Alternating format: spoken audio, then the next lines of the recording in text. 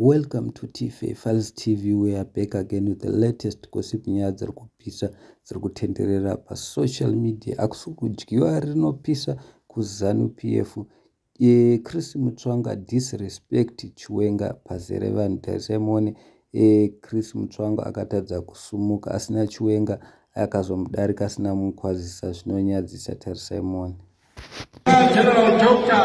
CGGM Chiwenga and Amai Colonel Yotabo Chiwenga.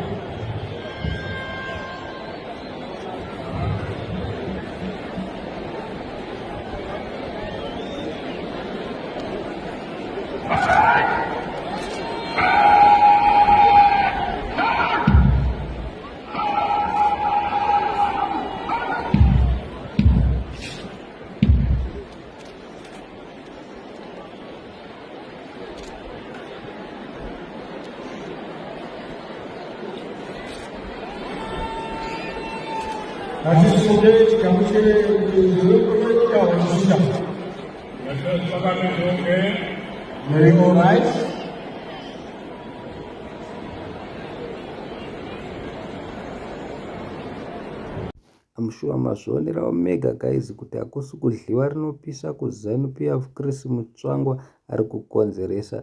Chris Mutsvanga edit again nekuti pakanzi Chiwenga, pakataurwa nyaya yaChiwenga vanhu vakasumuka, asi Chris Mutsvanga akazvigarira zvake pasi.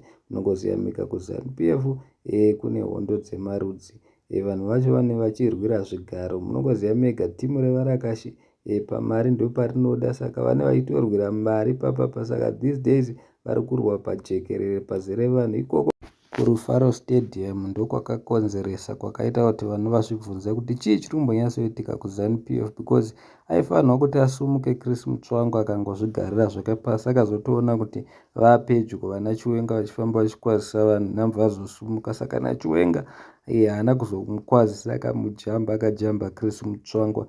Zvinova izvo zviri kuita kuti vanhu vabvunza kuti pane zvakanaka here zvichabuda paZanu PF. Munongoziva mega kuti nezvitiri kuenda very close tapedyo neSADC Summit. Saka vamwe vanhu vari kudedzera kuti pamwe nyaya idzodzo, because kunana South Africa mapati akawanda ari kuzviramba, ari kuti ngaichinjwe SADC Summit iiswe kune imwe nzvimbo, because hazvingaiti kuti inge iri kuZimbabwe imi muchiona kuti ZANU PF iri kurakasha vanhu. ZANU PF iri kusunga vanhu zvisingaite, ichidedzera kuti vese vanhu varida kuprotesta musuwo weSADC Summit tiri kuvasunga, muda kukanganisa zvinhu zvedu zvakanaka.